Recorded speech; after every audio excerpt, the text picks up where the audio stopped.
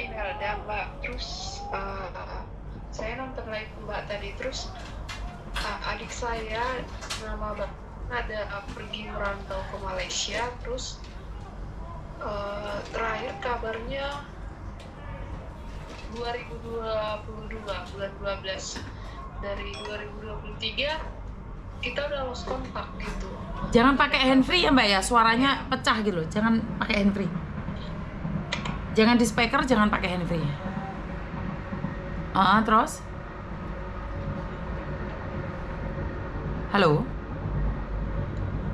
Halo? Aduh, malah hilang. Halo? Halo? Terus? Adik saya atas nama Bastian ada merantau ke Malaysia, memang secara ilegal dari Kalimantan gitu. Terus? Dari 2023 akhir sudah lost kontak, tidak ada kabar gitu. Teleponnya juga yang Malaysia telepon tidak aktif, sama Facebooknya juga semua segala macam udah tidak aktif lagi gitu. Terus?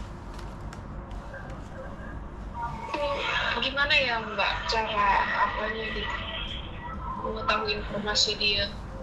Kalau berangkat secara ilegal kan kita tidak bisa menanyakan juga ke KBRI, karena kan berangkatnya secara ilegal, kemana nyarinya?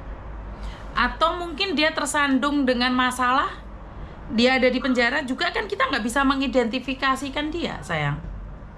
Jadi kalau memang berangkatnya secara ilegal kan tidak ada perlindungan dari pemerintah. Karena saat kalian masuk itu kan tidak ada surat-surat dokumen yang dipegang. Nah, yang paling berbahaya adalah saat dia melakukan kesalahan di negara tersebut, contohnya kriminal, ataupun di penjara akhirnya meninggal dunia, siapa yang bisa dicari? Karena menurut informasi teman-teman yang ada di Malaysia, mereka tuh ngelihat banyak sekali orang-orang yang di penjara itu orang Indonesia. Tanpa ada perlindungan, tanpa ada uang, bahkan ada yang di penjara sampai 10 tahun, 20 tahun. Tapi kan kita tidak tahu kesalahan mereka apa, seperti apa, dan bagaimana.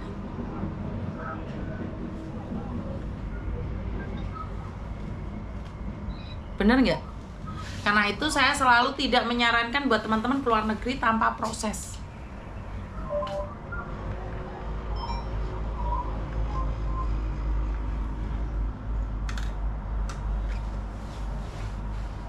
Berarti kita tidak tahu gitu ya? Iya, karena kan dia waktu masuk di negara tersebut kan kita tidak tahu dia posisi ada di mana dan kemana, sayang. Bener nggak? Iya. Iya, kalau dia melalui PT, data ada di PT, majikan ada di PT, kan bisa dicari.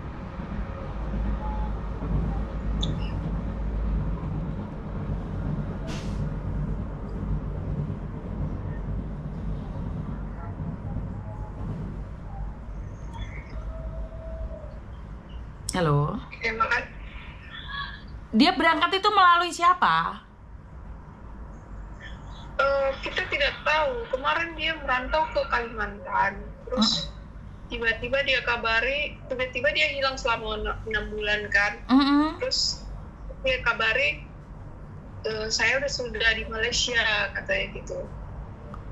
Di Malaysia kita nggak tahu di mana, cuman kayak kerja listrik gitu. Tapi yang dia hilang 6 bulan itu memang katanya mereka di penjara karena ketangkap waktu masuk ke situ, terus masuk penjara 6 bulan, baru ada yang jamin gitu, katanya polisi di sana jamin mereka keluar terus balik kerja lagi. Setelah setahun masih komunikasi selama 2023, terus di akhir kita hubungin lagi, WA-nya berdering, cuman tidak diangkat. Setelah lama-lama ada yang angkat, cuman udah orang lain gitu, udah kayak orang yang nggak benar gitu. Terus dia juga udah nggak pernah aktif di FB ataupun di WA dan segala macam sosmednya udah nggak pernah aktif lagi. Ya berarti memang posisi dia ada di penjara, cuman kan penjara mana kan kita nggak tahu. Iya. Ya cuman bisa bantu doa aja. Biasanya kalau mereka yang baik, terus mereka itu ada uang atau dikasih uang temennya yang keluar dari penjara, biasanya mereka titip surat untuk disampaikan ke kampung halaman.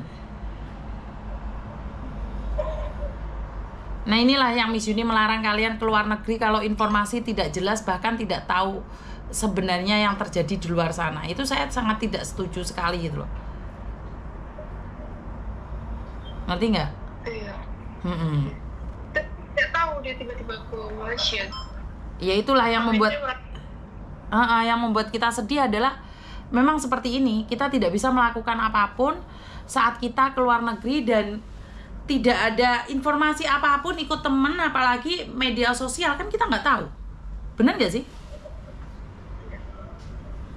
Jadi kita nggak bisa melakukan apapun.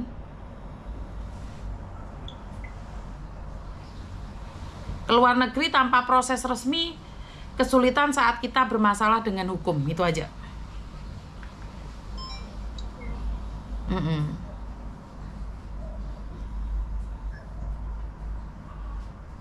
Ini kayaknya ada yang kenal sama kamu katanya ya di TikTok itu.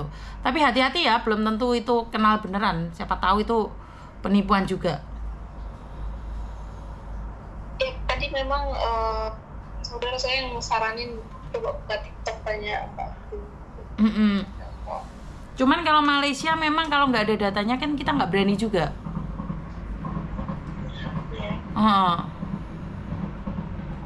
Karena kalau tergantung dari kasusnya, karena kita nggak tahu nih adikmu melakukan masalah apa.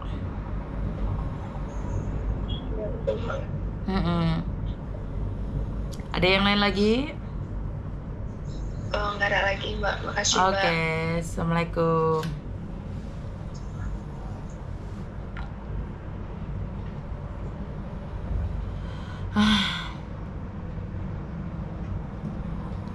Iki kenapa iki mau merono dukun-dukun promosi ndek nggon aku iki ngopo? Iki dukun-dukun bareng. Maaf ya. Ini saya bukan ingin melarang kalian.